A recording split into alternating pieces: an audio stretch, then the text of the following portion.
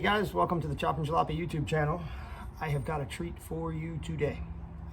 We have a Muncie 4-speed M20 sitting on the desk today that we are going to break down, hopefully get it completely apart, and maybe start breaking some gears off the main shaft. I'm not really sure how far we're going to get it. I have not even seen the inside of this thing yet. I don't even know if there's oil in it. So we're going to learn together. Stay tuned. Let's get at it. We're going to start by pulling the side cover plate off. This is a pretty easy process. I'm sure you can figure this out. Most of this transmission is 1/2 inch 9/16. There are a couple bolts on the back. It's odd that the extension housing is 2 different sizes. So we're going to start by pulling these bolts out.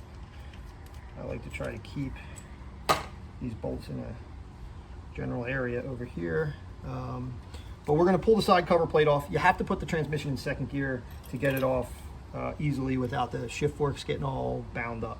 So what you're going to do is, if you want to put it in neutral, basically you're just going to put these both straight up and down.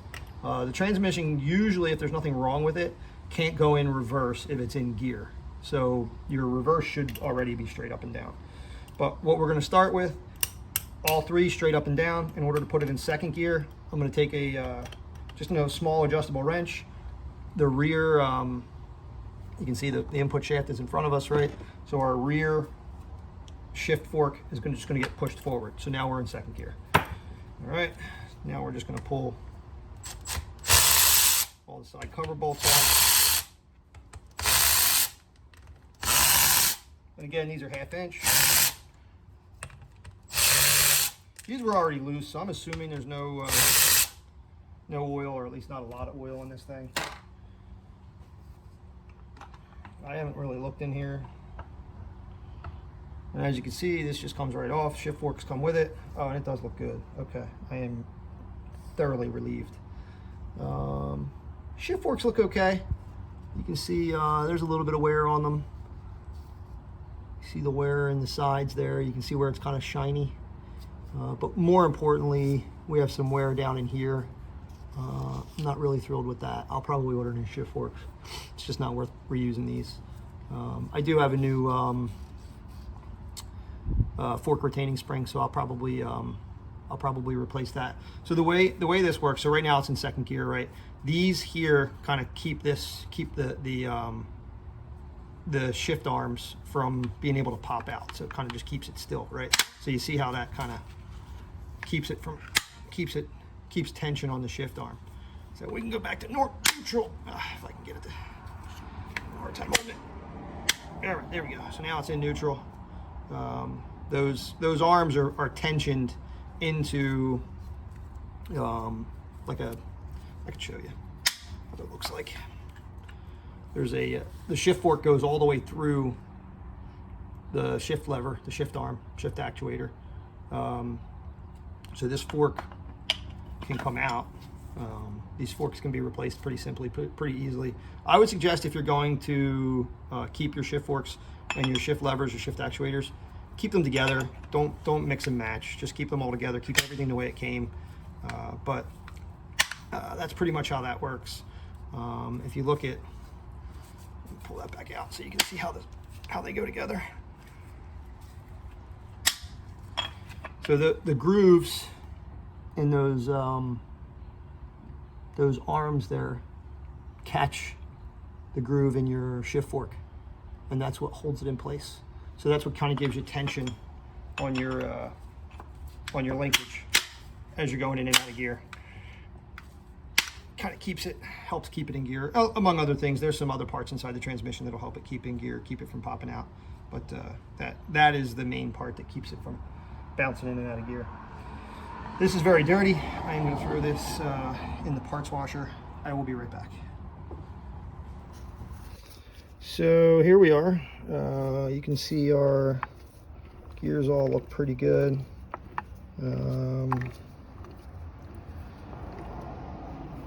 Another way you can see, so this was kind of a manufacturing cue, I guess, for the installers. You see there's 2 rings on your counter shaft down there. Those 2 rings coordinate with the 2 rings on here, so that when they were putting these things together, it was a little easier for them to identify what was what. The same thing would occur if this was an M21. There would be 1 ring there and 1 ring there, so it would be easier to tell, you know, what goes with what when they were putting these things together. Now, looking at this, these synchros definitely look like they're pretty close to the end of their life cycle. All right, so next thing I'm going to do is pull off the bearing retainer. You can see there's like this little nut or bolt retaining clip that kind of holds the bolts from getting loose. We're going to just knock those tabs down. These are not reused. We're just going to clear those tabs so I can get into the bolt heads. Hopefully you can see that, and you'll see it better once I get it off. It's just a piece of thin sheet metal that has tabs that fold over the bolt flats. And again, this isn't something that gets reused. This is replaced. A lot of people will replace won't even reuse that type of part. They'll just use lock washers. That's going to be a 9/16.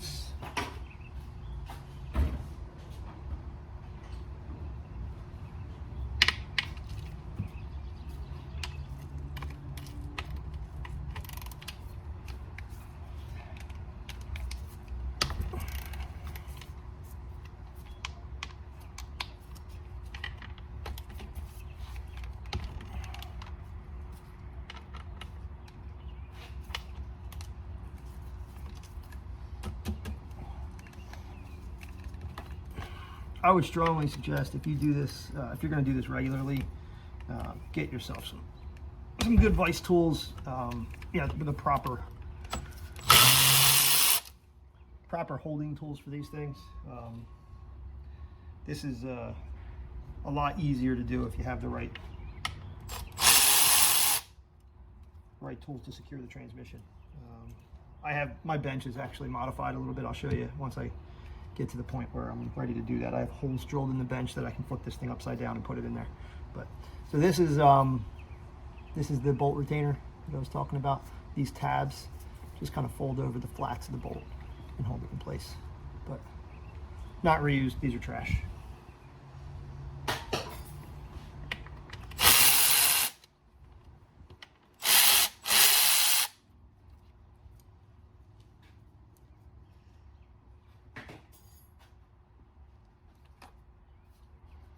That's not going to come off easy. Looks like somebody might have put some silicone under there, which I can't stand.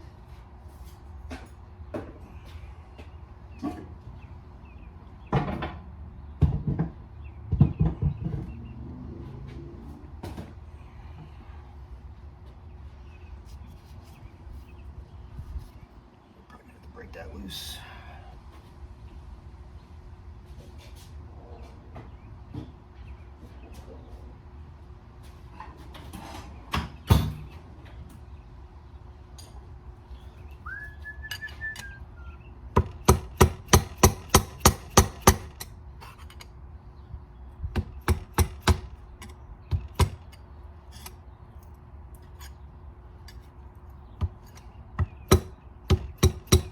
Overall, this thing is in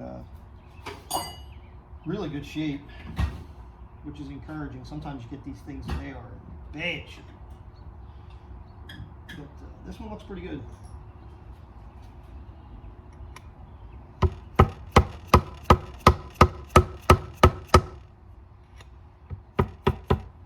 Man, I need to use a screwdriver, but jeez.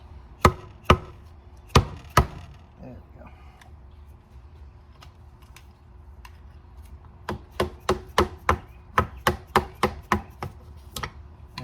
Coming loose now. All right, my guess, this thing has never been gone through. This looks like probably an original gasket.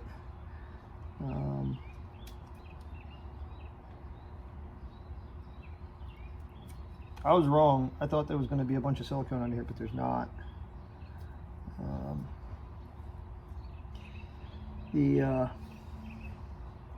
The gland nut, which I'll show you in a second, that holds this front bearing in place,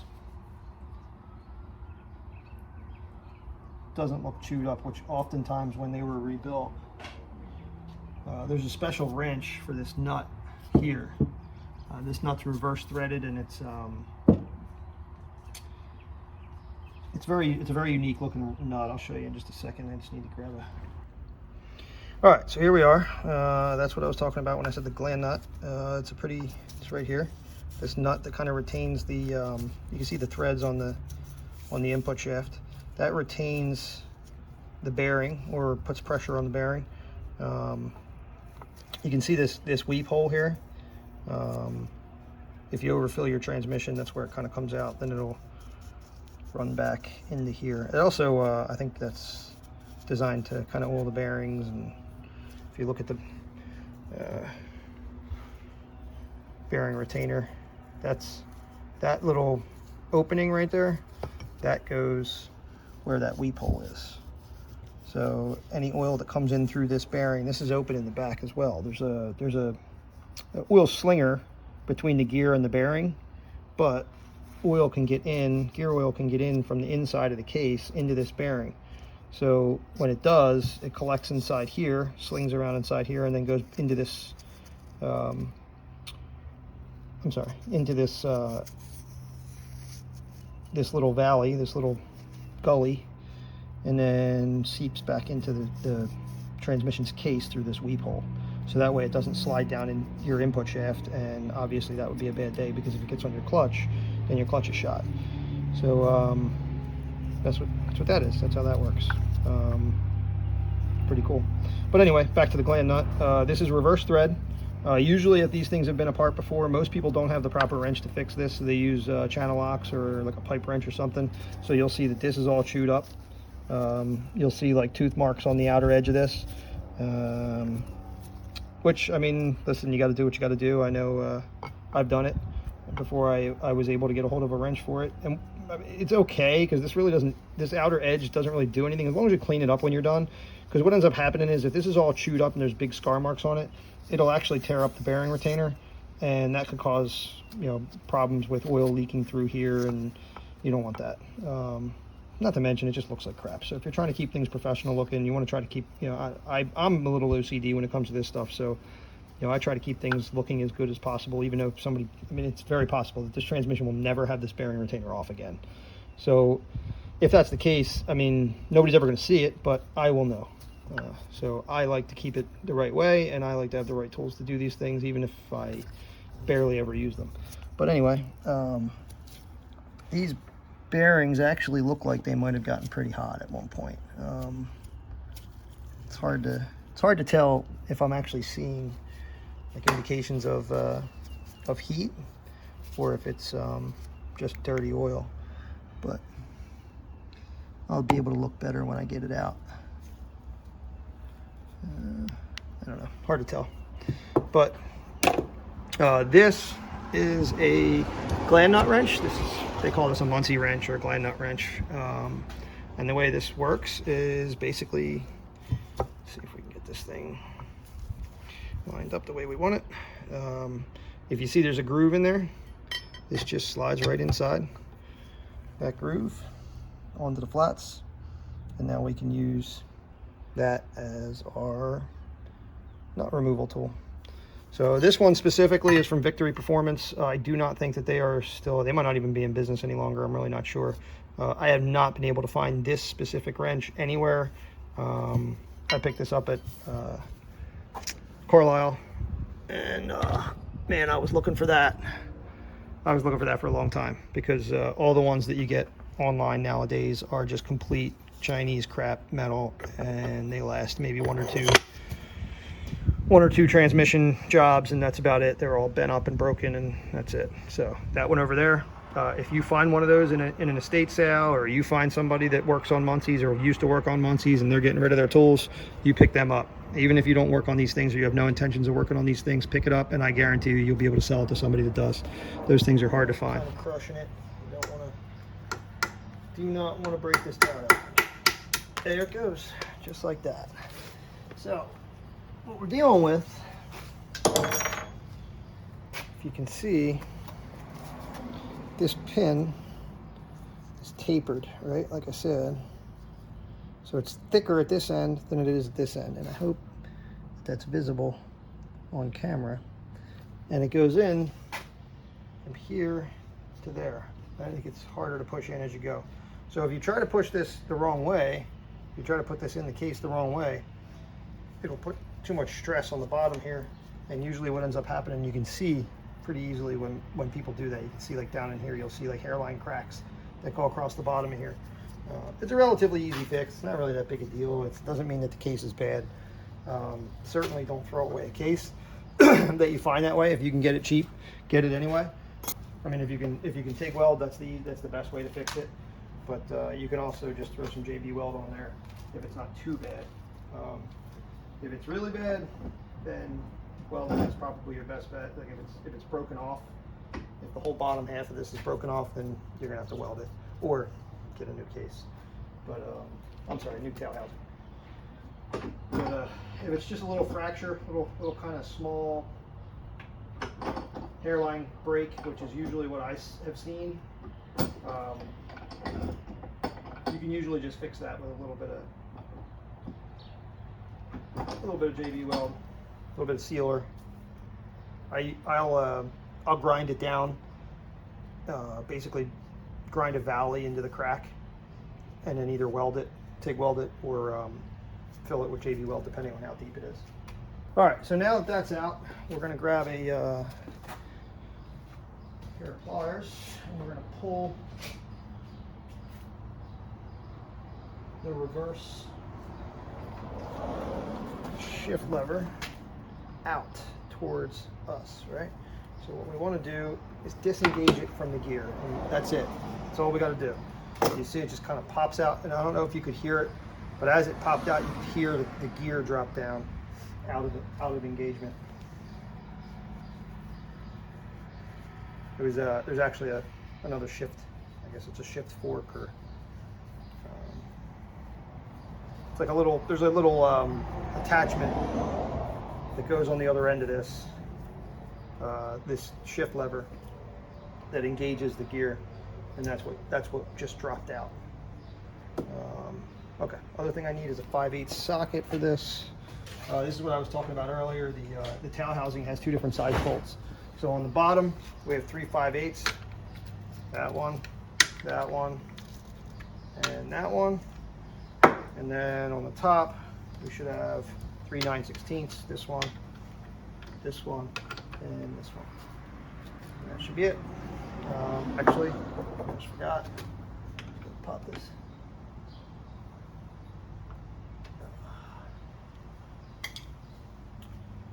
Got to pop the speedometer gear housing out.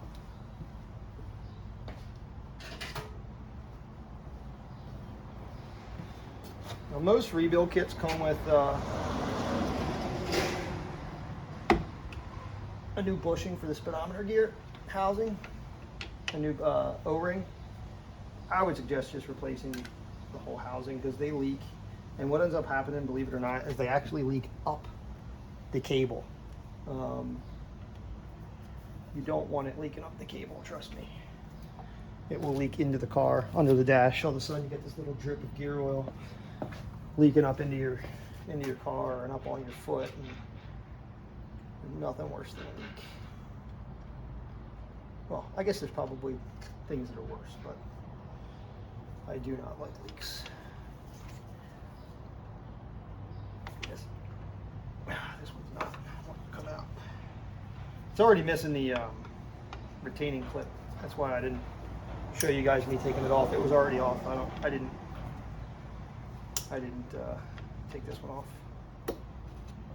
So that's what it looks like. The gear is already gone. Don't know what happened to that. So it looks like somebody had already already messed with this somehow, but you can see this thing's ragged out. I can't wait to see what the speedometer gear looks like. It's probably not great, but this is no good. This is not going to get reused. I'll keep it. I'll probably just clean it up, throw it in a parts drawer just in case I need something to fill a hole.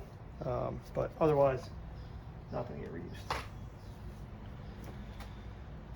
Put these in here.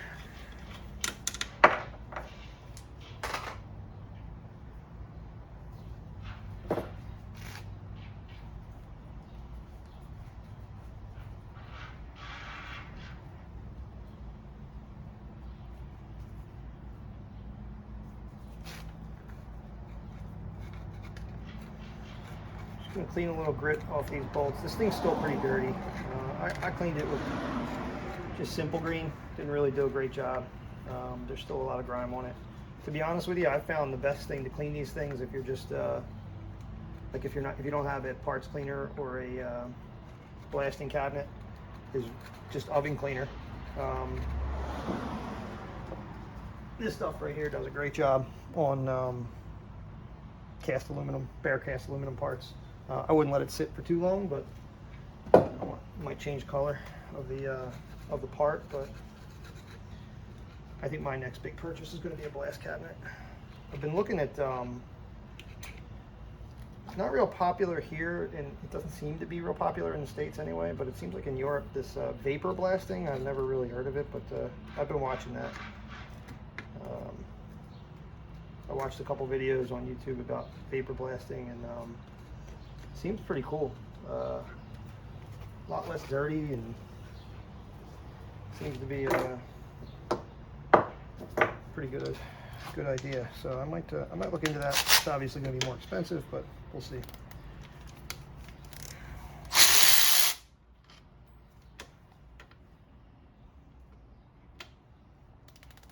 No matter what I do, I do need to get a blast.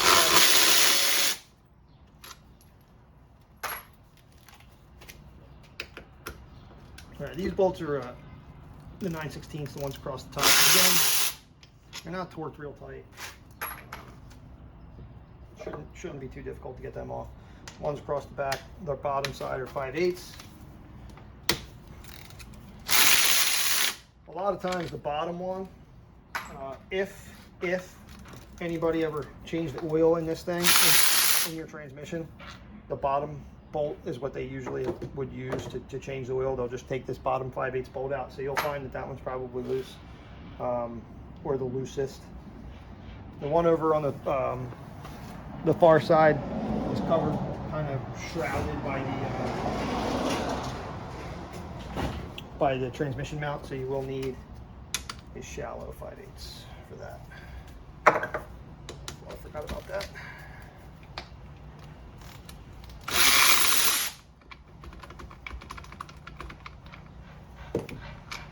Okay, and just like that, our tail housing is just about ready to come off.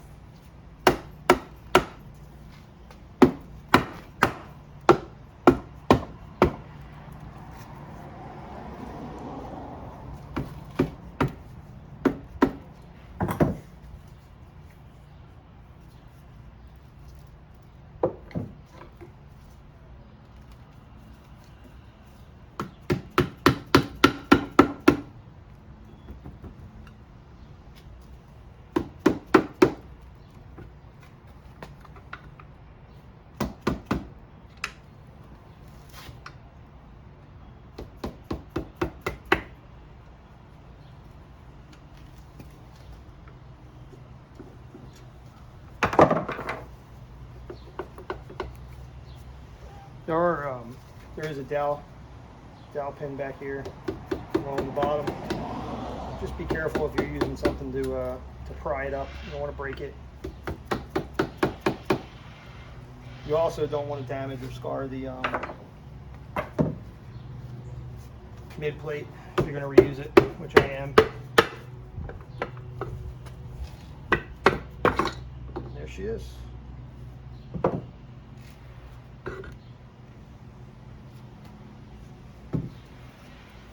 That's it. Goes my reverse. That's the reverse shift fork. Here's our reverse shift throw arm there. That's the arm that we were messing with. There's a little detent ball down in there. You want to be careful with that. It can be a little bit of a pain in the butt to get back in. I'm going to be pulling it out anyway, so I'll show you guys what it's like to get in and out. It's not very difficult, but it can be a pain in the butt if you're not familiar with it. I'm not going to pull it out right now, but I will be pulling it out. Man, reverse doesn't look happy in here. So this is actually what you're looking at here is our speedometer gear. This is the 70. I think in 1970 they went to this. For the 1970 model year, they went to this plastic speedometer gear. This is not ideal, and I will be replacing that with the newer style metal gear. So this is retained with like just a little plastic, or I'm sorry, a little metal snap type ring. I'll probably, like I said, I'm gonna order a metal gear and replace that plastic one anyway. So let me just pop this off real quick.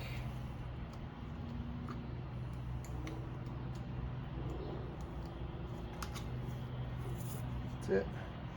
So you can see this is just like a little clip with a leg. The leg goes inside this little hole right here. The gear has a groove where I can hold on to anything, a little greasy. That goes there, just like that. And that inner leg, if you can see it, probably not because my fat fingers are in the way, but the inner leg clips into that hole right there, and that's what keeps the speedometer gear from walking on the main shaft. But not a fan of that design. I prefer the old style metal one that's pressed on, which is what I'll probably get. Now this is our reverse idler gear. Looks like it's okay. You can see a little bit of galling on the face of it. I'll probably clean that up, just take a grinder to it and kind of clean those edges up. I don't know, we'll see. I'll look and see what it costs to get a new one of these. It's not great looking. The thrust washer's shot. That's going in the trash.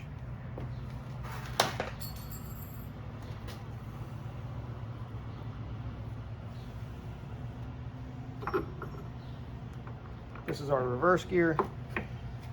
Reverse gear also looks kind of chewed up a little bit, but again, I can probably clean that up if I just take a little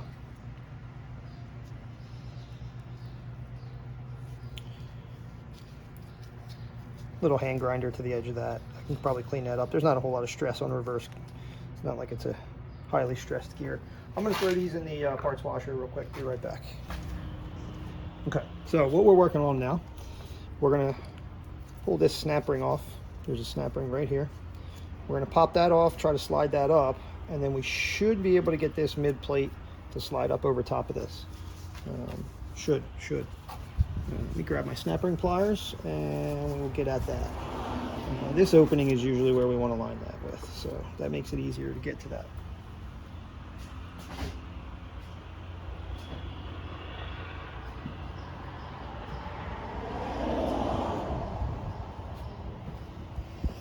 Alright, so I have 3 different pairs of snap ring pliers. A couple, these are kind of like a right angle. Another right angle. These have like a little dimple in them, makes it a little easier to grab them sometimes. And then we have a straight one. I usually start with the straight one. Sometimes it's a little easier to manage this one. Don't care if this stretches out because they're getting replaced. We can open this up as much as we have to get it out. Alright, so now we got it moved, got it up off the bearing. I can use the one with the dimple to kind of carry it the rest of the way.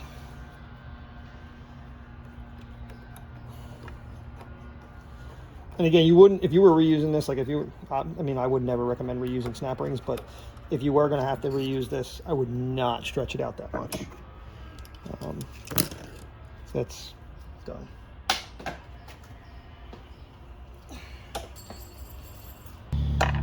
Okay. Next thing, we're going to break the mid plate away from the main case, hopefully, and see if we can get that to come up.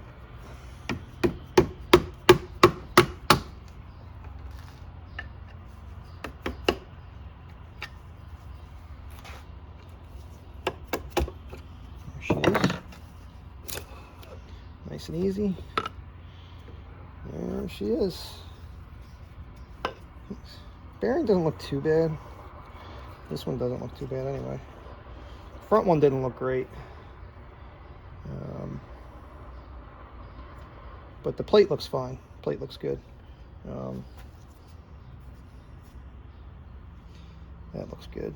The cluster shaft looks fine. All right, I'm going to throw this in the parts washer. Be right back. All right, sorry about that, guys. I guess my greasy fingers didn't hit the record button when I was starting to pull this thing out. So I'm going to go back and try to show you what happened here. This is normal, not that something happened. You have to, in order to get this out, you got to put the slider, this forward slider, down as far as you can get it. And then you're just going to pull the main shaft straight out. And the slider is going to stay down. And what's going to end up happening is this little dog and all the other ones, there's actually 3 of them in total, are going to pop out of the hub assembly. This is your hub assembly. This was right here. This is just going to pop out. It's probably going to go flying because it's under spring tension. Don't be concerned. That's normal. If you're doing this for the first time and that happens, totally normal. Don't worry about it. So that's it. Main shaft is completely out. And I'm going to show you what I mean. See, these little guys, little keys popped out. We're going to collect all those. There should be 3 of them. All 3 of them are out of the hub assembly, so they're in here somewhere. Here's our slider.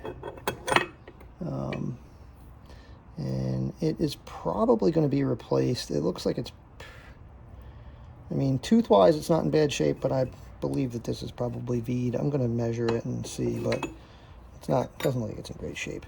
So when I was saying earlier about the V, the cone, I'm sorry, the cone that this sits on in front of the gear, that the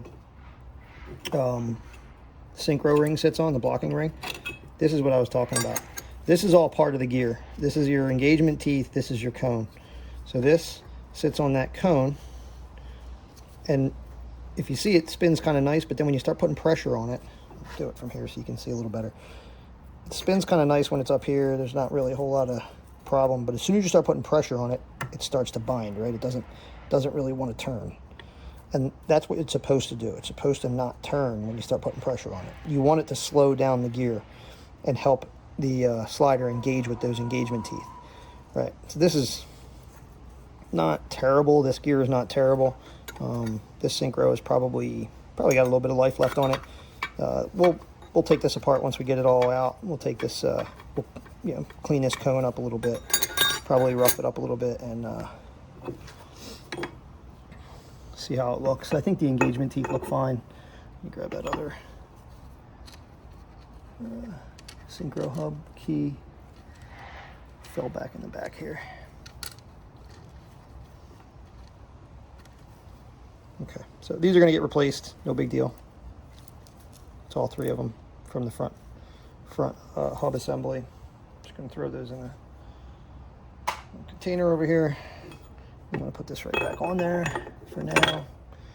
And then I think, I don't know if I want to start taking this apart yet. I think I want to just go stick this in the parts cleaner the way it is. I'm not really 100% sure. This is really kind of making a mess. So I'm just going to throw this in the oil jug.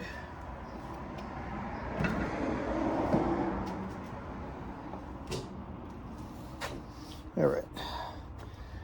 Now, this, another idler gear in here.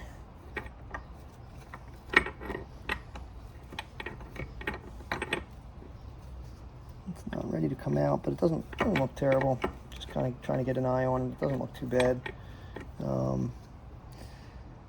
I'm going to give you guys a better view looking down into the case, into the main case, just so you can see what it looks like bearing wise and all. So this is what we're working with. So if you look down in there, the input shaft has a set of bearings in there. Basically a caged needle bearing setup.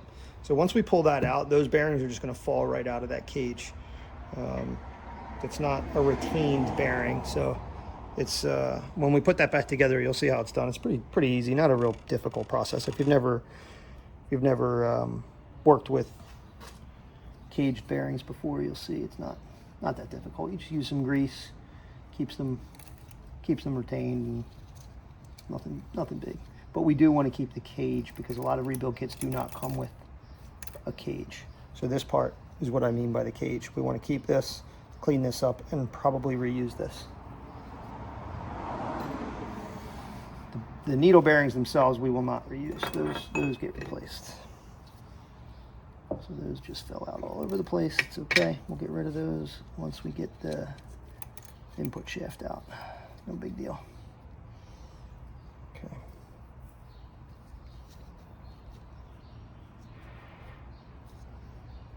Yeah, I mean, these aren't awful. Probably not the worst I've seen, but they're definitely not good.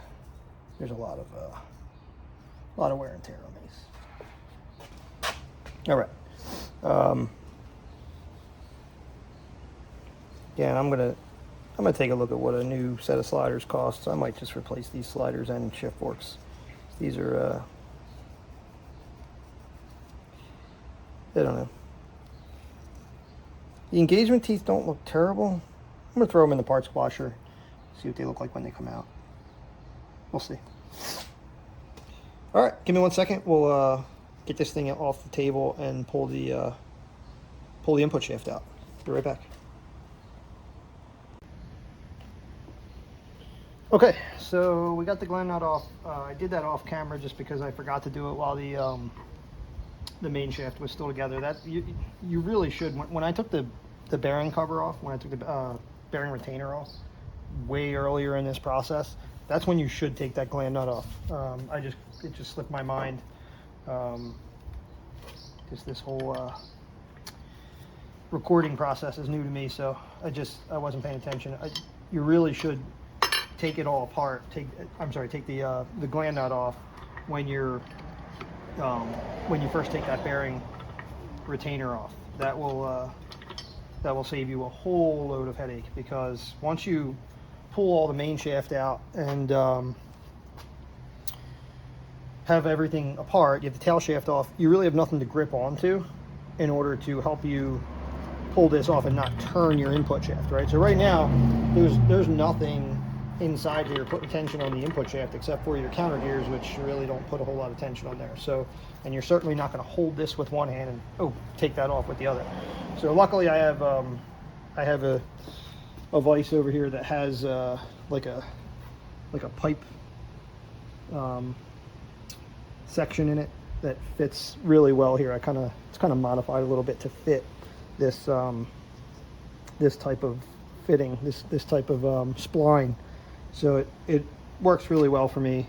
That's what I ended up doing. I just kind of fit this into the section of my vise, clamped it down really loose just to kind of fit inside those teeth. That held it tight enough for me to be able to break this loose.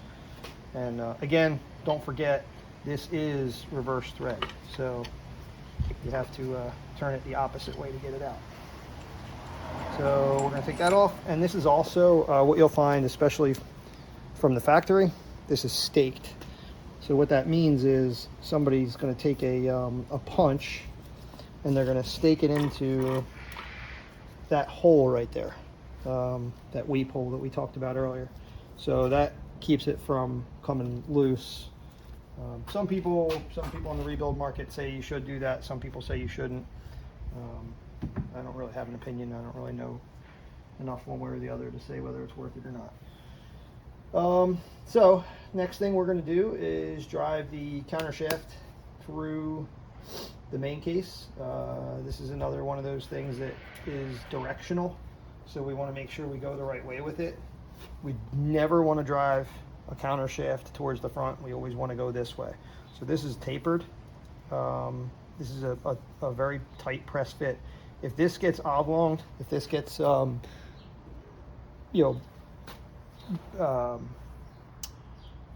stretched out or worn to a point where this counter shaft doesn't fit tight, then you're going to get massive leaks in here, and it's going to be all sorts of problems. That's usually what ends up happening when you see, like, you get one of these Muncies and it's like lathered with Permatex or silicone sealant all across the front here. It's usually because the main case is oblonged out. 7/8 cases, the ones with the smaller counter shafts, you can usually remedy that by just having a machine shop drill it out and bushing it, and then you can put a 1-inch counter shaft in it. With the 1-inch shaft already, you can sometimes buy the aftermarket counter shafts. They're a little bit thicker, a little bit bigger, and the case can be bushinged for that as well. So doesn't mean that your case is shot if that's the case. If you get to the point where the front of your counter shaft hole there is weeping a little bit or leaking oil, and you already have a 1-inch case, it does not mean that your case is shot. That can be fixed. There's actually a couple old school tricks that I've seen where people will actually dimple around here. I don't know if you can see that, but they'll take a punch and dimple around this hole. Just put little dimples in there, and that like moves the aluminum in towards the counter shaft. And that makes sense when you think about it. But I don't know if it actually works, but it makes sense. That's like one of those back in the day tricks. I've seen a couple people do that. I don't know if I'm getting enough leverage on this to get it out. I think I'm gonna need to kind of this up on its side.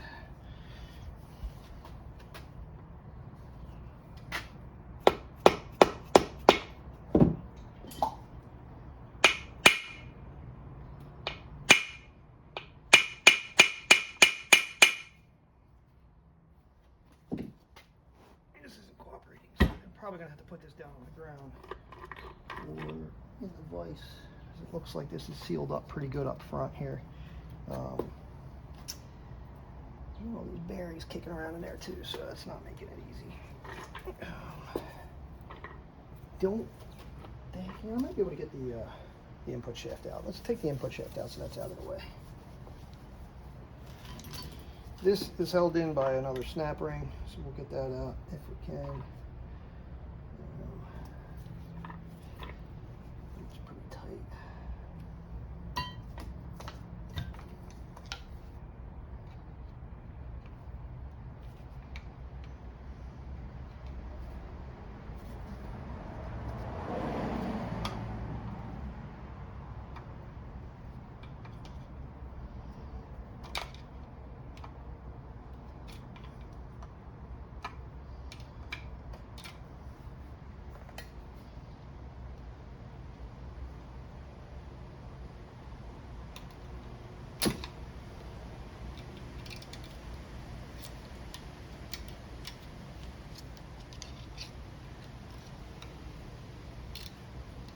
Again, this isn't getting reused. This is trash.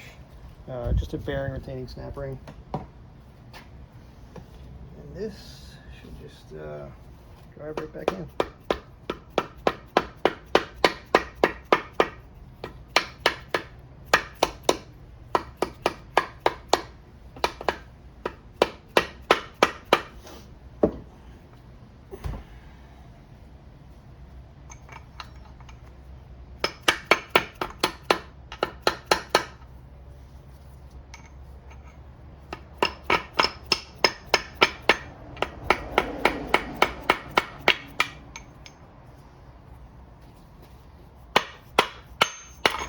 There it is. I didn't expect the input shaft to come off the bearing. Jeez. Okay, well, it saves me a little aggravation later, but... Okay, so earlier I was talking about the oil slinger. That's what this is here. This is the oil slinger. This is going to get replaced as well. But this basically just goes in between the bearing and the gear face. Kind of seals up the open portion of the bearing. If I can get this thing out. Doesn't look like it's in the greatest of shape. You know what, let me get it. So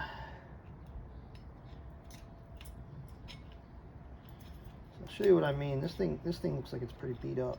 Once I get it off of here, I'll show you. It's got a nice chunk taken out of it. Who knows where that wound up?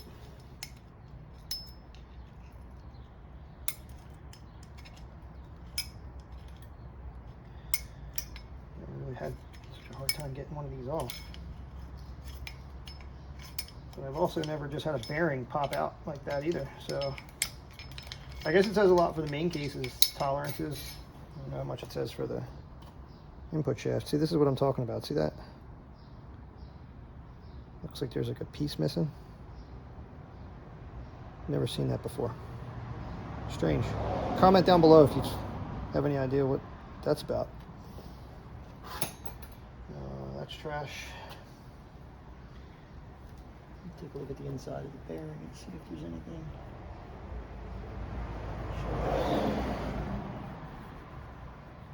Oh, you know what? I know why the bearing. That's my own dumb fault. The countershaft gear is hidden in the bearing. That's why it wouldn't come out.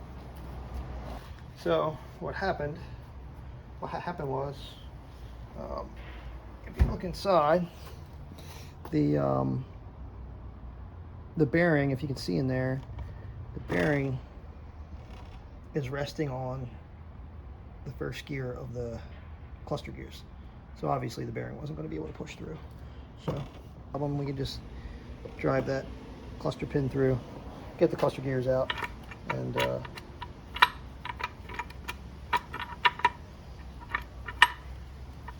that should solve that problem. Get the bearing out after that.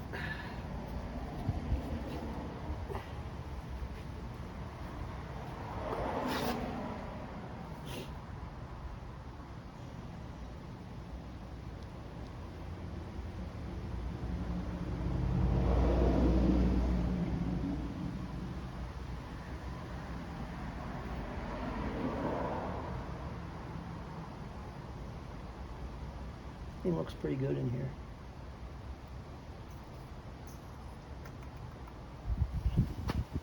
All right. Now let's give it a shot again, trying to get this counter shaft out.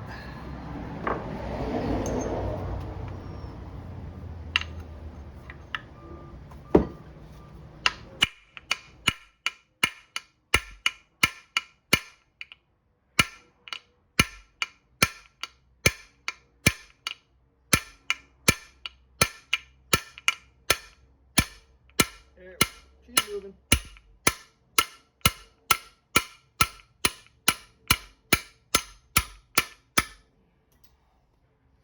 She's moving. I hope you can see that coming out the back.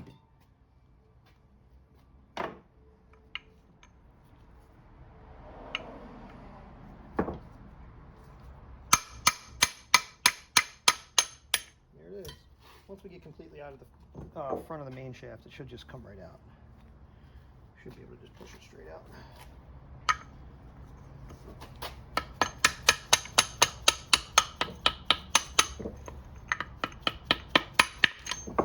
Then you're gonna have all the needle bearings coming out.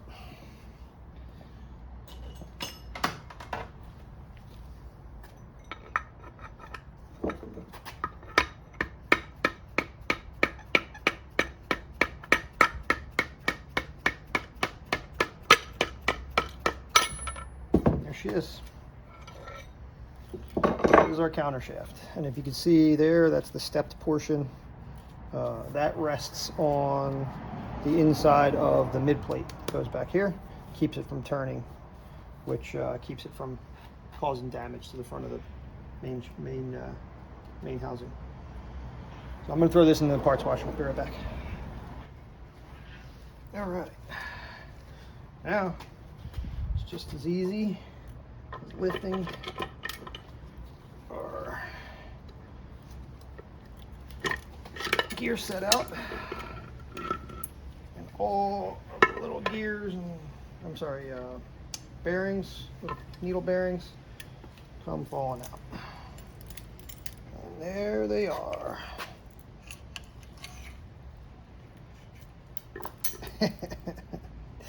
That is what we call an OCD man's nightmare. And you can see this is the spacer tube, and the factory spacer tube has a seam in it, so you can see that seam there. A lot of times the rebuild kits will come with a new tube, and the tubes usually don't have a seam in them. That's how you can tell usually that it hasn't been rebuilt. The older rebuild kits will have a new tube that doesn't have a seam. Newer rebuild kits don't really come with, I don't think they come with the new tubes, to be honest. We're not going to be reusing these needle bearings, but I'll collect them all just so they don't wind up where we don't want them. You can see the spacers for the needle bearings. Needle bearing spacers, the whole nine. All comes out with it. Oh, that's lost forever. Okay, dump all them out. One little guy left inside there, as you can see. For the most part, these gears are in pretty good shape. I don't see any major problems. This thing is going bye-byes. We're going to drill those 3 rivets out and get rid of that. That's some type of another anti-rattle thing that they added to these transmissions later in the manufacturing process. And while I've never seen it, again, another Paul Cangalosi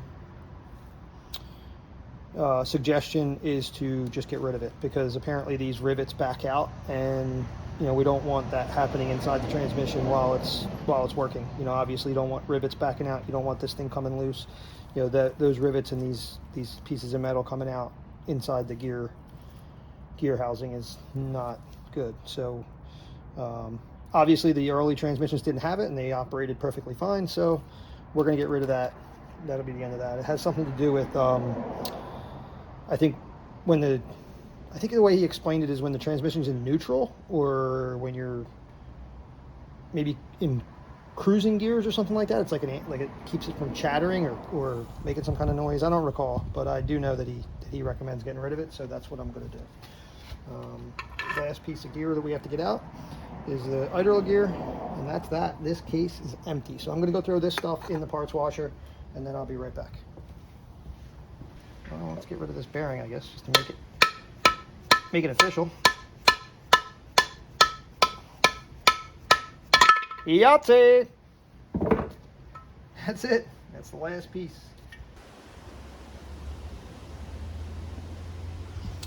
All right, so we're going to take the main shaft apart here. First thing we're going to do is pop this snap ring off.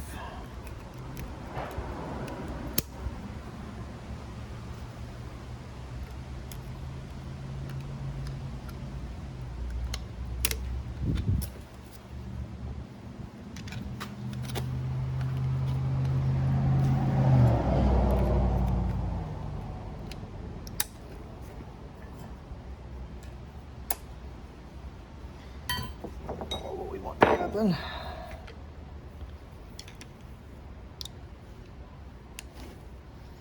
Came out on one side of the groove, but not the other.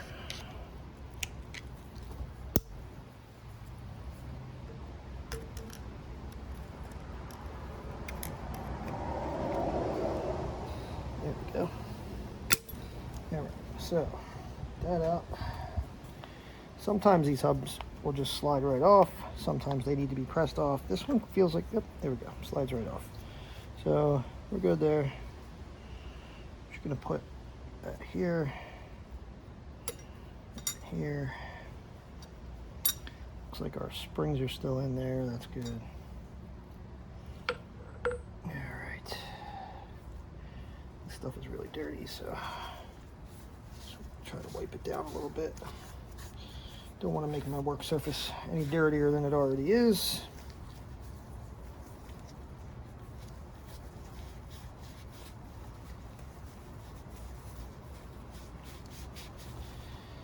So you'll notice that's all that comes off of this side of the shaft. The rest of it's going to come off that side. So there's a rib right here. So what I try to do, just so I don't forget what comes off where, it's not like I do this every day.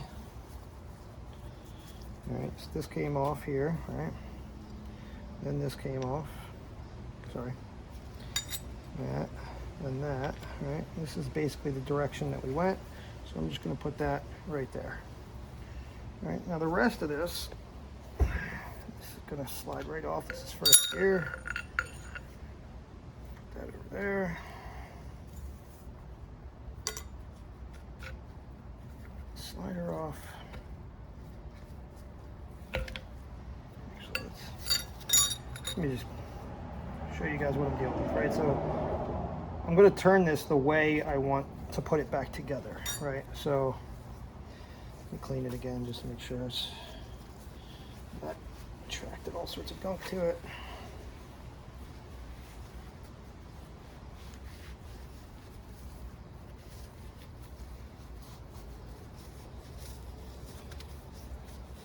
And this stuff's going to get moved around. It's not like it's going to stay this way, but it makes it easier sometimes if it's going to sit here for a week while I wait for parts to get here. You know, I can always refer back to the book or go back to my pictures or my videos and stuff if I forget something. But sometimes it's just, like I said, I don't do this every day. I'm not a professional mechanic. I'm not a professional transmission rebuilder. This is just something I do for my own vehicles.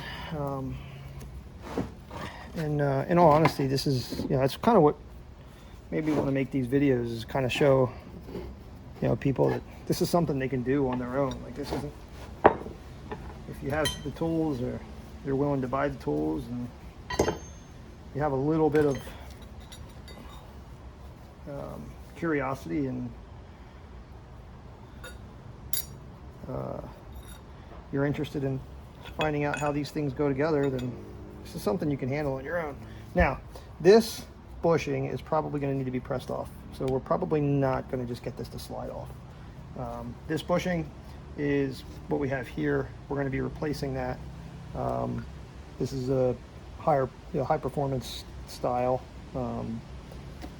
but we're probably going to have to press from here up, and that's going to push this bushing off. So we'll do that. We'll throw this up in the press. I think you could probably do this without a press. I would venture to say you could probably put it in a vise if you really had to, and maybe just tap on it with a soft blow hammer or something. I really don't know. I've never tried. I have a vise. I have a press, so it's just easier for me to do it that way. So that's what I'm going to do. Take it over to the press, and I'll be right back. All right, so the press is set up so that we can push the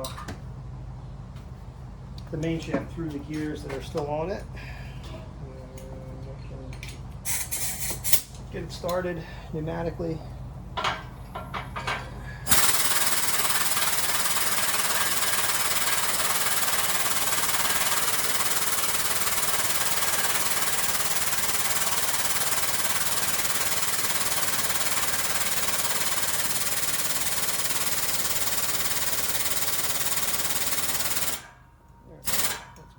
Good enough.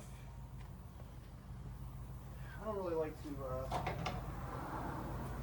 run these down with the air. I prefer to do this manually. It's just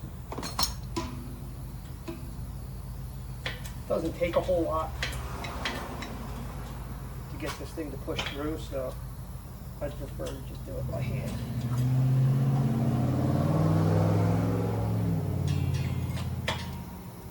You can see it's already pushing through that bushing.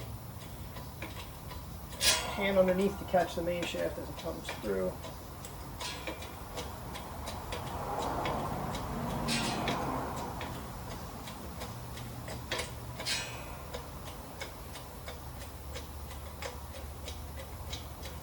And there it is. That's it. And you see how quick that dropped through. Like that, the only thing that was really holding it was this this oil ring or bushing or whatever you want to call it. The oil sleeve, I think, is what some of the pros call it, either oil sleeve or first gear bushing. But this is the main shaft, completely clean and clear of, well, not clean, but clear of all the gears and hubs and assemblies of all of its stuff. So this will get cleaned up, and we'll reuse this. We're not going to be reusing this, but take all this stuff back over to the desk after we clean this mess up.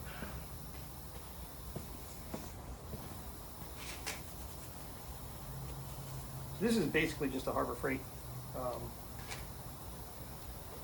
20-ton press. I made some modifications to it.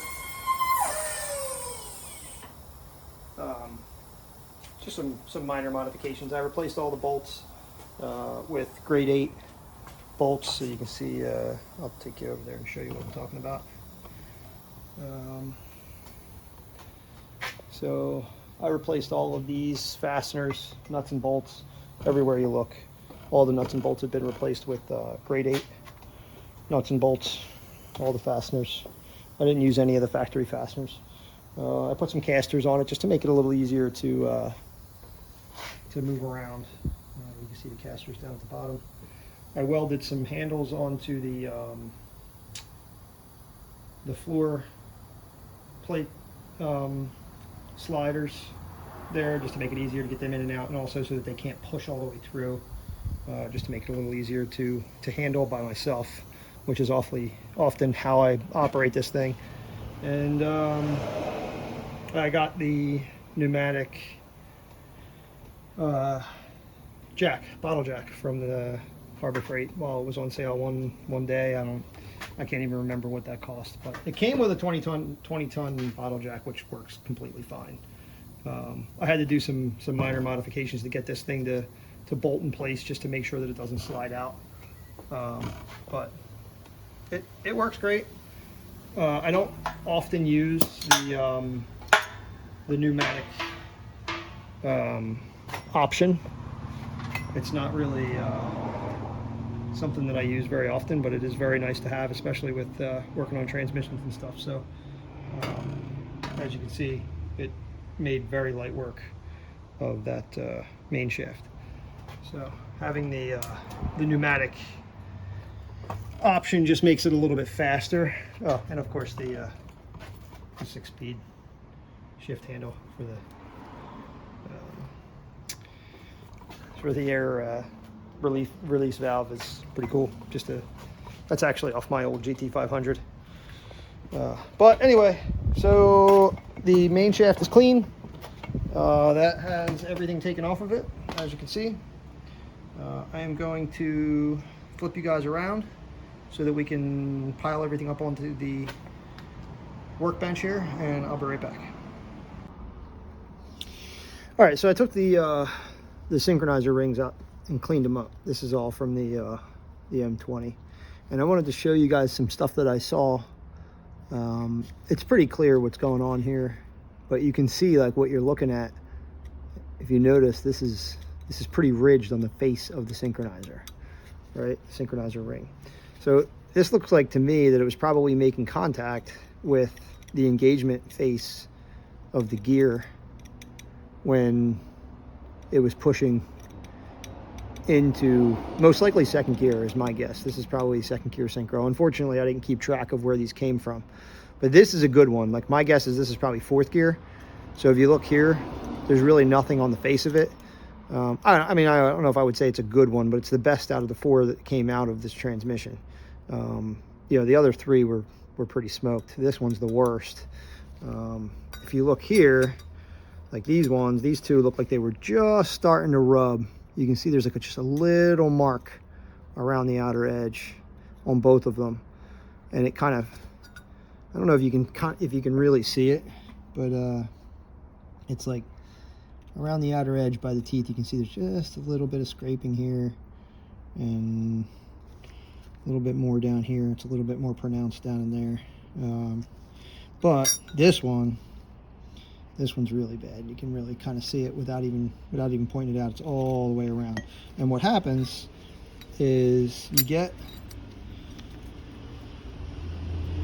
if you're looking at the way this works, right? So these rings work kind of like a brake to slow the gear down when you go to put it in gear. It's supposed to align the hub and the slider together so that the slider can slip into the engagement teeth, being these teeth here, right? And if you look, there's a couple of teeth on the second gear right here. This one looks like it's a little bit wonky. This one looks like it's a little bit wonky. Not all of them, there's just a couple. I don't think I'm going to replace the gear. I haven't really decided yet. This is the only gear that really looks like it has this kind of issue. Most of the teeth are in pretty good shape. So I think I'm going to go with it. I'm just going to put it in and go with it. But my guess is this is probably the one that was on there. You can see, I don't know if the camera's going to pick it up, but there's kind of like brass stain or rub marks kind of along here. You can see like that one right there, that tooth. So it's got like a shiny face to it. It almost looks kind of like ground down a little bit. That one's probably seen better days. But I don't know. Most of them look okay, I think. I thought about maybe sending some pictures to Paul Cangalosi and see if he can help me out, just identifying whether or not this gear needs to be replaced, because I've never really seen one that had like just a few of the teeth. Like here you go. Here's another good example, right? So there's good tooth, good tooth, good tooth. Then this one starts to look a little janky. This one looks a little janky here. This one looks like it's a little janky. Then good tooth, then good tooth. Good, good, good, good. Little rubbed off, good. And then this one looks a little flat on the face. But I don't know. I haven't really decided yet. But what we can do to kind of give you an idea what these look like when they're correct. Like this one wasn't really too bad. This one was the one that was probably fourth gear. But if you look at how much space there is, I'm not putting any pressure on it at all. You look how much space there is between the blocking ring, the synchro ring, and the engagement teeth. And then you take the one that's in the worst condition and you put that one on there, and you don't put any pressure on it, and you can see kind of how much closer it is. The gap is not nearly as much. It also, I don't know if you can pick up how much it's wobbling on there, right? That wobble is no good. You don't want that. Right, so I'll show you what it looks like with a brand new one on there. Right, so take out a brand new one from the rebuild kit, and no pressure. Right, we're just going to let it sit there, and you see there's even more of a gap there. And this one doesn't walk at all. But this one's pretty tight. So if I put any pressure on this at all, it locks down tight. Right, there's no turning this. I mean, I have to really kind of give it some push pressure to get it to turn. Now this is the better one of the four. If I put this one on there, put some pressure on it, it locks up pretty good. It doesn't really want to turn. If I take the one that's kind of smoked, put some pressure on it, I mean, it doesn't even try to stop turning. It's just nice and easy. So that's 101 smoked synchro ring, blocking ring. So I think that's this one I'm going to hold on to. Just it's trash. I'll exit off, but hold on to it just for the heck of it, just so I can have something to compare. This one, this is, like I said, it's not terrible. If I come across I might actually put this one in the Saginaw that's in the car if they're the same. I got to pull it out and take a look and see if they're the same. I'm not 100% sure. That one needs a second gear synchro, but the rest of them are all fine. So these ones, like I said, these ones you can see that it looked like it was probably starting to lose its ability to stay on the gear cone and pushing closer to that engagement face. Yeah, this is probably shot too. I would venture to say that these are probably all pretty shot. Yeah, they're not really engaging in either. So anyway, I just thought that I would show you that. That pretty much gives you an idea what some bad synchros look like and what they'll do if you keep on driving through it, right? If you keep on driving through that grinding when you're going into second gear and it's starting to give you that grind, most likely it's because these synchro rings are shot, these blocking rings are shot.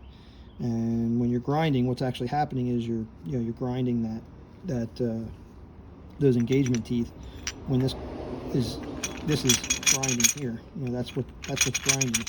So it's not really going to tear up the slider as much as it's going to tear up your engagement teeth on your gear. This is probably the slider that was in there, and I am replacing this slider. This one was a little worn out in here. This one's V'd out. I measured this opening here compared to the other one, and this one seems to be okay, which is odd because if you look at the difference, there's a lot of meat here and not a whole lot of meat here. This is a tapered face. This is designed for 1.2, and this is designed for 3.4. And the 1.2 gear slider has to have this tapered face so that it doesn't interfere with the gears on the cluster shaft, on the cluster gears. So this one for 3.4 is pretty thick back in here, but for some reason this one's like the opening is like this. I measured it, and it's like open pretty good up here. It's got like a real wide taper up top. So what that'll do is that'll cause the fork. Now this is a brand new fork, so it might be a little bit tighter than the factory ones, but if you look, you can see like it doesn't really sit real tight in there. So that's when you're shifting back and forth. Like if I'm going to push this into third gear and I'm pushing this way, I'm going to get that movement back and forth if I keep this slider, right? So that's the new fork. Let's see what it does with the old fork. So you can see these forks. This is the fork that I took out of this transmission. These things are pretty worn out. So I would guess that this is probably going to be even worse. Yeah, see. So this thing was probably not fun to shift the way it was. I'm going to go out on a limb and say that this thing was probably a pretty noisy transmission. Now when you compare that to Paul's slider, which is this one here, this is Paul Cangelosi's slider. Now remember, this is the beat up factory fork, so put the brand new fork in there, right? And that doesn't have a whole lot of movement at all, right? So it's just a little bit of movement. Obviously there's going to be a little bit. It can't be perfect, but it's you can't twist it at all. I can't twist this thing. It's just a tiny little bit of movement back and forth. Whereas when you compare that to the old one that's widened out, again, right, and I can twist it. See? So that's what we're working with here. Again, I will show you what I'm dealing with here. This is the brand new. This is Paul's slider. Very, very nice. This thing is top quality. I mean, this thing is nice. So if you're looking to purchase sliders for a Muncie, man, that is the go-to. It is very, very nice. Very nice piece. I almost wish I got two, but this one was okay, so I just didn't want to dump money into replacing a slider for no reason. And then these are the new forks. Like I said, if you want to kind of take a look at what the difference is between the two forks, yeah, you can kind of see just looking at them where the wear marks are on this. You can see it's kind of shiny in those spots. You can see that it probably got pretty warm in there somehow. Looks like it was almost changing colors there. But yeah, I think these are probably past their life expectancy. I would venture to say that these are the originals. So we're getting there. I did off camera.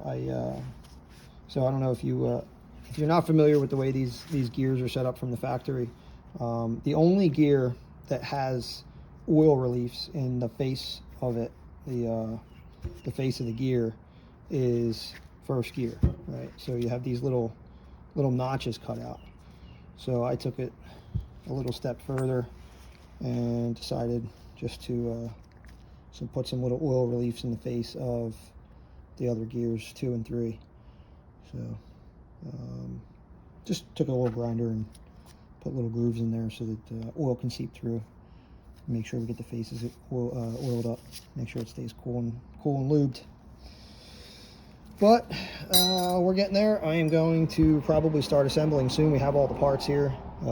Everything's pretty good, pretty nice. We're getting ready to go with this, and I think the only thing we're waiting for now at this point is to clean the case. That is still a little dirty. I tried to do my best to clean it with just like household cleaners, and it's just not coming out great. I would like it to be cleaner than that. So it's clean on the inside. The the faces I was able to clean up with just some wire brush, but I'm just not thrilled with the way the outside of the case looks. So I will continue to work on that. I'll get that cleaned up. I'll pop those seal out of here. That's pretty easy to do. I mean, obviously you just stick a screwdriver in there and it pops right out. That's the reverse shift arm. I will pop this seal out again, pretty easy to do. Seal puller or a screwdriver, just pop it out, or a pry bar. I will on camera drive the bushing out of the tail, just so you guys can see how that's done. Pretty simple, but there's like a groove inside the tail where you can put a tool and punch that out. So I'll show you that. It's pretty easy to do. We'll be back. I appreciate you guys watching. Like, subscribe, comment, do it all. Appreciate you guys.